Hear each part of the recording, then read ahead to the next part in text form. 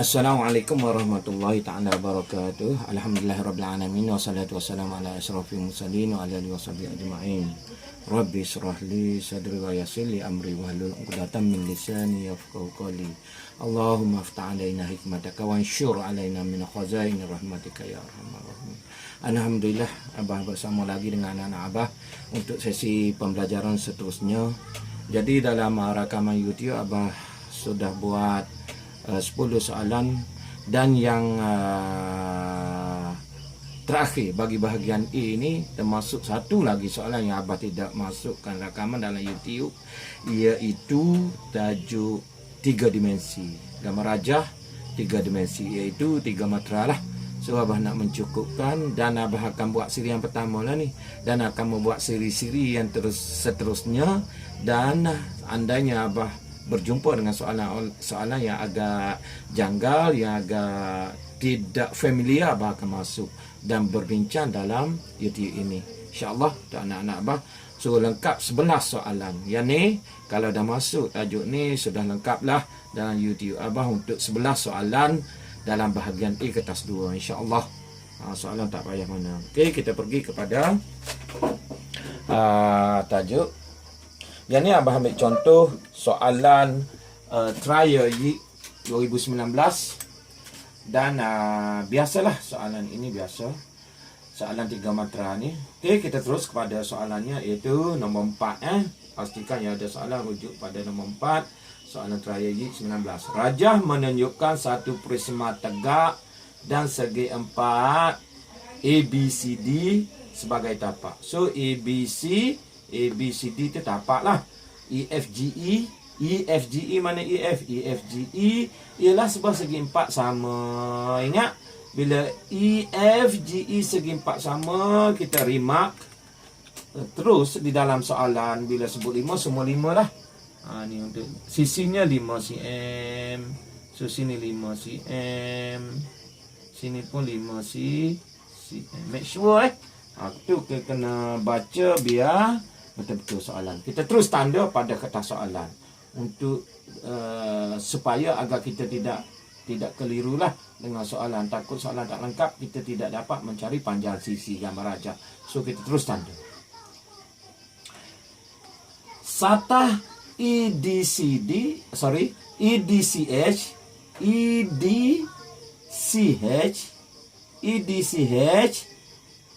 adalah tegak. Okey, ini tegak, sisi ini tegak. Dan trapezium, ni trapezium trapezium trapezium GH. So G, mana G? G H C B, itu trapezium kan. Ini trapezium yang tegak lah, trapezium yang tegak, dan satah EDC segi 4 sama tadi yang tegak. Okey, boleh faham? Okey, ialah keratan rentas seragam prisma. Ada prisma pula kan. Tegak dan trapezium GS ialah keratan prisma, seragam prisma.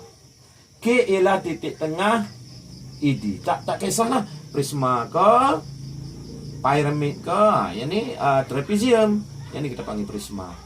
Mana trapezium? Trapezium tegak adalah, dan trapezium G. Trapezium G ni trapezium lah. Ini trapezium.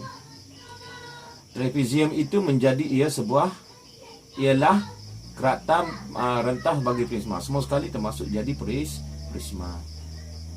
Dan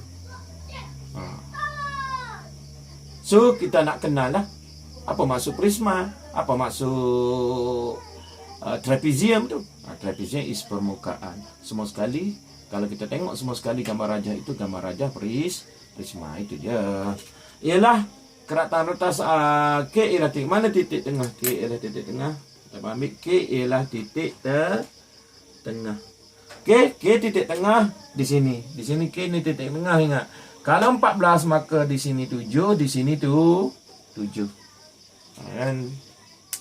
Okey, habis itu cerita dia.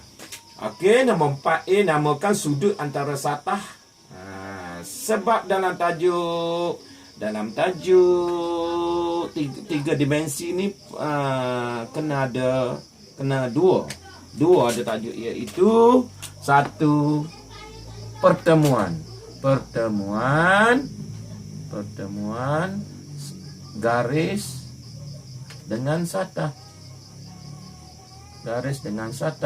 Kita akan belajar. Yang kedua, pertemuan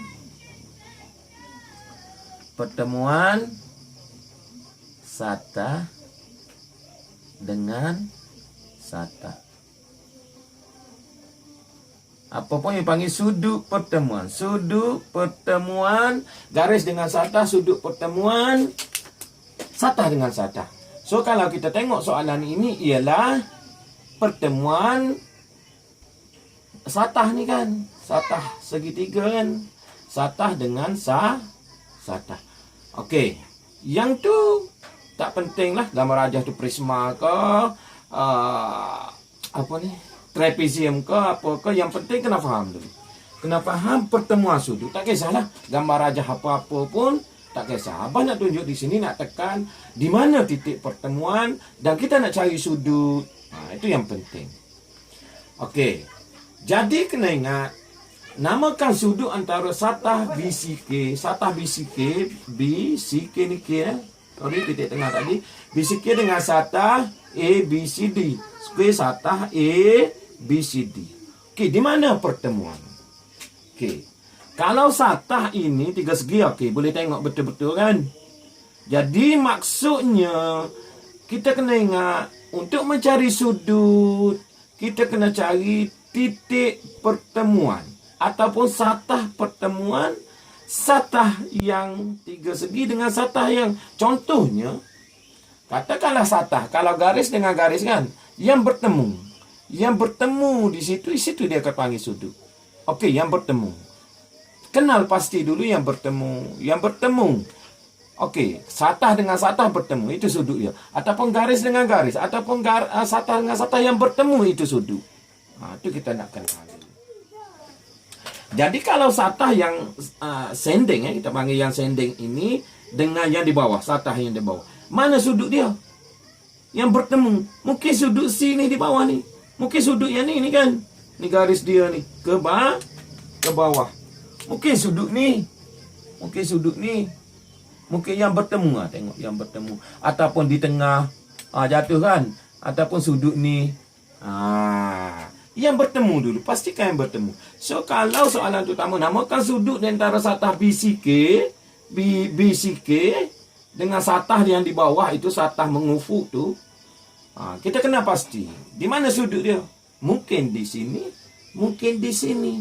Mungkin di tengah. Mungkin di tengah boleh jadi. Itu berpandu kepada soalan. Sebab ada soalan, kita kena ambil sudut. Di tengah-tengah kita kena buat garis. Okey, itu persoalan yang pertama, macam mana kita nak cari sudut. Sudut ialah titik pertemuan satah dengan satah. Yang bertemu, satah tu bertemu, di situlah sudut dia dulu. Tapi dia ada berapa sudut? 1, 2, 3. Yang mana yang lebih, orang kata lebih tepat untuk kita ambil sudut tu. Alright. So, kalaulah soalan ini kita make sure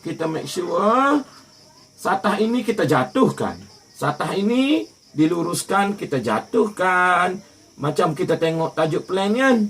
So dia jatuh, kita rapatkan. Yang straight ini jatuh di sini. Yang straight pun jatuh di sini. Maka ibarat yang jatuh itu, ini adalah sudut tegak. Kita nak faham kan? Sebab dia berada di sini, maka ini sudut tegak. Bayang dia lah jatuh di situ. So dia tidak jatuh. Maksudnya bayang dia jatuh di sini. So sini sudut.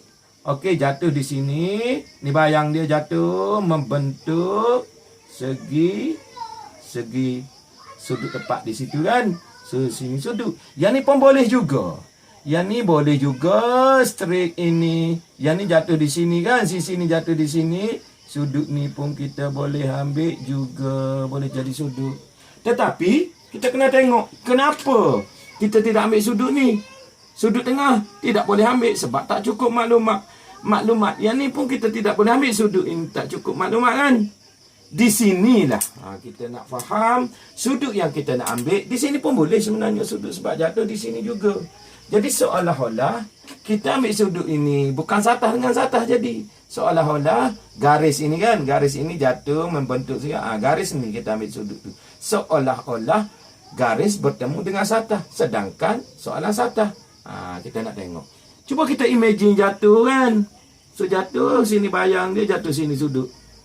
Sini pun boleh ambil juga sudut dia. So di sini tak lengkap lah nak ambil sudut. Sini 10, kena cari sisi ni lagi kan. Sisi di sini kan panjang, tak cukup malam. Tetapi yang lebih tepat kita ambil sudut C. Tengok sudutnya, sudut C tu. Maka kita nak namakan sudut tu ialah sudut apa? K C D. Kita ambil namakan sudut yang tepat K C D. Sudutnya namakan sudut KCD, ataupun kita tulis juga boleh DCK, terbalik pun tak apa. Yang pastinya sudut yang kita nak itu berada di tengah-tengah. Okey, dua-dua kita tulis macam ni pun betul, kita tulis macam ni pun betul. Okey, sudah dapatlah. Yang ni satu markah. Alright, satu markah. Yang pentingnya kita mesti imagine tadi. Imagine dia jatuh di mana. Yang jatuh ini membentuk, yang bayang-bayang di puncak itu jatuh, dia membentuk sudut tepat. Dan kita menandakan di sini ialah sebagai hypotenuse. Di sini ialah mungkin sebelahan, di sini mungkin bertentangan. So habis kita dapat satu markah untuk tajuk ni. Dia cakap nombor soalan B pula, hitungkan sudut di antara satah ini. Sudut samalah BCK dengan ABC. Okey, cuba tengok gambar rajah ini. Abah keluarkan sudut ini. Abah keluarkan sudut ini. Okey, straight. Ni titik K kan. Titik K. Abah ambil di situ. Ni K ni sudut D. Abah tarik di situ. Ni sudut D kan. Di sini straight to K ke C. Sudut di sini. Okey, yang Abah ambil D dan C ni sudutnya berapa? Di sini berapa sudutnya? Sama kan, atas 5 ni. Dia ambil puncak yang sama kan. So automatically di sini ialah 5. Di sini ialah 5 sentimeter. So tingginya kita tahu tak? Kita tahu maklumat. Tingginya samalah 14 kan. So di sini dia kata titik tengah. Maka DK ni 7 cm. Boleh nampak kan? So sudut berada di sini yang kita nak. Sudut ni yang kita nak. Sudut ni kan? Sudut ni tengok betul-betul.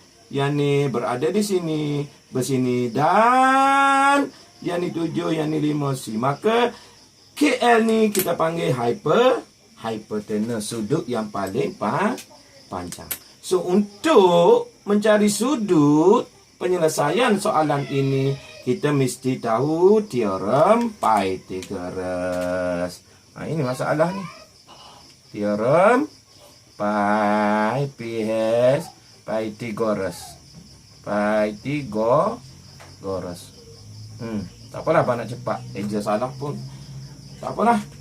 Okey. Teorem Pythagoras yang pertama kena tahu sin. Sin apa? Sin ialah setentang persebelahan. Lepas tu cos. Cos ialah sebelahan. Setentang per hypotenuse. Yang ni sebelahan per hypotenuse. Yang ketiga tangent. Tan kan? Tan ialah setentang persebelahan. Yang ni ingat anak-anak abah semua. Yang ni tiada dalam formula, tak dibagi. Yang ni kena ingat. Okey. Sin tengok ingat je. Sin setentang ni sebelahan kan. Sin cos tan. setentang sebelahan. Ni hypo. Kalau tangent setentang persebelahan. So setentang ambil sebelahan. Jadi tangennya ni setentang sebelahan, sin costan. Setentang sebelahan, hypo. So setentang sebelahan, jadi tangent. Okey, kita tengok soalan ini. Tengok soalan ini. Jadi maklumat yang ada, maka di sini hypotenuse yang paling panjang kan. Di sini hypo kan. So maklumat yang ada ialah setentang yang ada per sebelahan. Ni sebelahan. Ni setentang dengan sudut ni kan. Ni setentang persebelahan. Setentang persebelahan apa? Setentang persebelahan ialah tangent. Tangent berapa nilai tangent? Tangent ialah 7/5. 7/5. Ini nilai tan. Kalau kita tekan kalkulator, dia keluar 0 point anything kan. 0 point something lah. So 0 point something. So kita dapat itu bukan sudut. Itu ialah nilai tan. Kalau cari sudut, kita mesti tekan shift tan 5/7. So direct kita dapat nilai sudut. Tekan shift, tekan tan, kita dapat berapa nilainya? Shift tan kita dapat berapa nilainya? Sekejap, apa buka kalkulator. Okey, kita pergi kepada shift. Shift, tekan shift, tekan tan. Di mana tan? Okey, shift. Shift tekan di sini shift kan. So tekan shift, tekan tan. Tekan apa? 7. 7/2 tekan ABC. AB selesi 7/5 tekan sama dengan dia dapat 54.46. Kita ambil 2 titik perpuluhan lah. Yang lebih tepat kan. So 2 tak boleh bunda. So kita akan ambil nilai 54.46 darjah. Inilah jawapannya kan. So dalam tajuk ini, ingat, simple. Dia 3 markah ni. Yang ni 1 markah, yang ni dapat, yang ni kita tulis saja dapat 1 markah. Last kali dapat 1 markah juga, dapat 3 markah. Walaupun 3 markah kita nak buat kan, kita nak faham. Sebab dalam kertas 1 nanti pun ada soalan ni. So kalau yang ni 3 markah, kertas 1 ada 1 soalan ataupun 2 soalan, kita boleh skor 2 soalan ya, 2 soalan kertas 1 untuk tajuk ni. Dan yang ni 3 markah, 2 soalan 2 markah, kita sudah dapat 5 markah dengan kertas 1. So kenapa kita tak nak belajar? Kita kena faham. So simple. Simple sahaja sudut yang kita nak kenal. So ya, kita nak kenal sudut pertemuan antara sudut dengan garis. Pertama dengan garis dengan satah di mana sudut. Dan kita tengok maklumat yang lengkap sudut itu yang kita ambil. Alright, yang itu sahaja untuk pembelajaran untuk tajuk ini dulu. Untuk tajuk 3D yang ringkas. Nanti kalau ada soalan lain, apa cuba masukkan dalam untuk siri yang kedua. Ini sebagai siri yang pertama. Okey, abah berhenti setakat ni. Wallahu ta'ala alam. Assalamualaikum warahmatullahi wabarakatuh.